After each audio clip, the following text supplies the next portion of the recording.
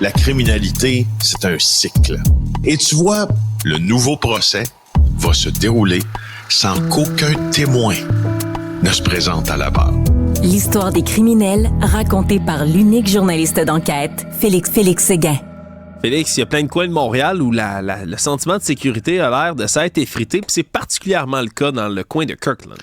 Oui, il y a des citoyens de Kirkland, c'est dans l'ouest de Montréal, qui commencent à avoir peur. Peur de sortir le soir, interdisent à leurs enfants de se promener à vélo parce qu'il y a eu 3 incidents violents, dont des coups de feu dans la nuit de mardi qui ont été tirés sur une résidence.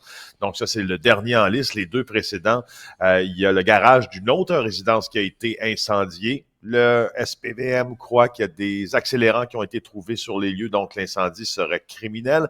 Dans le cas des coups de feu sur la porte de garage, c'est probablement une erreur de domicile, donc on ne visait pas le bon. Et il y a une voiture qui a été incendiée dans le stationnement d'une résidence aussi, et il pourrait aussi s'agir d'un incendie criminel. Alors, il y a même des gens qui disent à Zoé Arcan, qui traite cet article dans le Journal de Montréal, on est en train de devenir fou, on dort plus, et puis on pense qu'il s'agit du crime organisé. Honnêtement, les voitures qui brûlent dans les entrées de garage, c'est souvent l'œuvre du crime organisé, c'est souvent des messages qu'il y a des dettes impayées ou des mésententes en matière de business, quoi.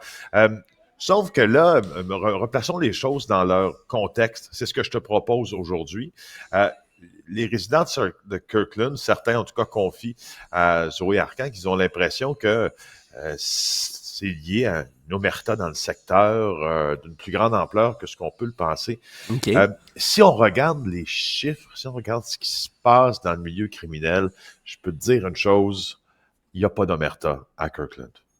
Je t'affirme qu'il y a des membres de la mafia qui demeurent dans l'ouest de l'île de Montréal, mais je t'affirme que le berceau du crime organisé à Montréal, c'est pas Kirkland. Non, c'est ça. C'est pas aussi effrayant qu'on peut le penser, mais quand même, c'est juste de voir des coups de feu, on se comprend, là, c'est OK, c'était pas moi qui étais visé, mais il y a quand même eu des coups de feu sur ma résidence. Je veux dire, ça aussi, c'est inquiétant là, d'être pris au hasard, puis des problèmes comme ça de communication au sein du crime organisé. Ça pourrait créer des accidents éventuellement plus graves, là. Ben, c'est parce que le sentiment de sécurité, c'est quelque chose qu'on a beaucoup de difficultés à matérialiser puis à quantifier dans les chiffres. C'est très élastique, hein, le sentiment de sécurité aussi. Puis, tu sais, quand on énonce la fameuse phrase ou l'énoncé, quand on se compare, on se console. Si tu demeures à Montréal présentement, là, Montréal est dans sa grande agglomération, puis tu te compares à différentes villes dans le monde. Il y a des classements qui sont faits. Le dernier là, est sorti cet été. Les indices de criminalité dans le monde, c'est Caracas au Venezuela qui possède le plus élevé pour 83,44. Après ça, c'est Pretoria en Afrique du Sud. C'est Preston au Royaume-Uni. Je te parle du top 3, disons. Mais si on regarde où se situe le Canada dans ce même indice de criminalité, donc dans toute la planète, ben, il se classe 77e.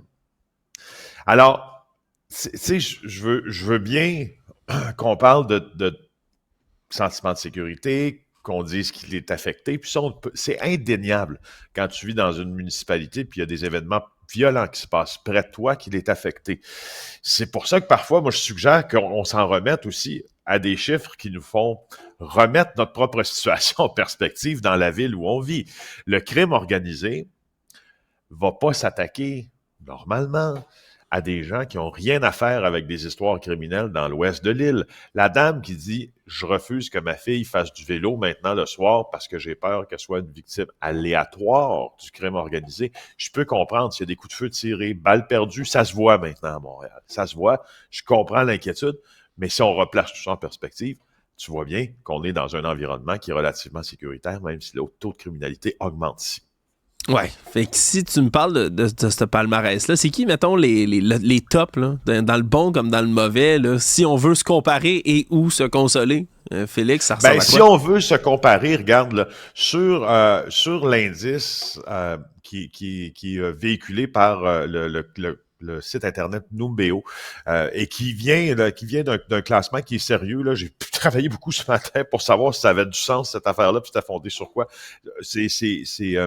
C'est rigoureusement bien sourcé. OK? Alors, on peut se dire que le Canada est en milieu de peloton. Hein?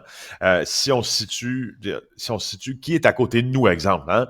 On est tout près de l'Albanie, ça, je trouve ça bizarre, puis du Soudan. C'est une autre affaire que je trouve un peu curieux, je vais te le dire, parce que au sud du Soudan, il y a comme une guerre, disons.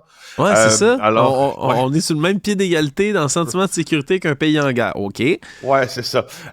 Et si tu regardes en toute fin de peloton, 146e, il y a les Émirats arabes unis, Andorre, le Qatar, Taïwan, Oman plutôt. Puis, comme je t'ai dit, en tête de liste, Venezuela, Papouasie, Nouvelle-Guinée, puis Haïti. Ça, c'est le classement mondial. Le classement européen, c'est intéressant aussi parce que la France, semble-t-il, qui est le pays le moins sécuritaire. Après, c'est le Bélarus, la Belgique, en toute tête de peloton, c'est l'île de Man. Alors, tu sais, ces classements-là, je veux dire, ils peuvent être bien sourcés, mais c'est très, très, très, très, très compliqué de mesurer ces indices-là parce que je te spécifie que ce dont on parle là, c'est un indice plutôt sur la perception de la criminalité. Ouais. Pas la criminalité. C'est pour ça que je te dis que c'est... Hein? C'est ça, parce qu'il y a un autre taux qu'on utilise d'habitude. On parle d'un taux de criminalité. Là. Ça, c'est un autre indice qui est complètement à part, là, de ce que je comprends. Oui. Ça, c'est le taux de criminalité. Le taux de criminalité, c'est simple, c'est le nombre de crimes par 100 000 habitants. OK. Puis depuis 2021, à Montréal, il augmente. Puis il augmente dans plusieurs villes canadiennes aussi. Et il y a aussi, quand tu entres dans ces variables-là, il y a le taux de crimes graves par 100 000 habitants. Moi, c'est mon étalon de mesure que je trouve le plus pertinent, c'est le taux de crimes graves par 100 000 habitants. Okay. Tu vois, au Canada, présentement, d'ailleurs, je l'aborderai en fin de journée avec Francis Gosselin. Au Canada, présentement, le taux de crimes graves augmente énormément en Colombie-Britannique. Il augmente aussi chez nous, le taux de crimes graves. Moi, ça, c'est ma valeur. Qu'est-ce qu'on entend par crime grave, juste pour les crime grave, non-initiés? ça, c'est les crimes contre la personne. Donc, exclu là, des crimes contre la personne, les vols, les méfaits publics. Donc, on y va sur les voies de fait graves, voies de fait armées, meurtres, tout ce qui touche l'individu et sa propre enveloppe corporelle. Alors ça, quand on mesure ça, et je te le dis tout de suite, soyez là ce soir parce que Statistique Canada vient de publier un rapport complet sur l'évolution de la criminalité. Ça vient tout juste de ressortir. C'est une bible, Alexandre, ce rapport-là. Et le taux d'événements en lien avec la pornographie juvénile rapporté au Canada atteint des sommets inégalés. Ça a bondi en flèche. Ouais. Bon, ben, on entend dans ta voix que tu es déjà fébrile de pouvoir consulter l'entièreté du rapport. Oui.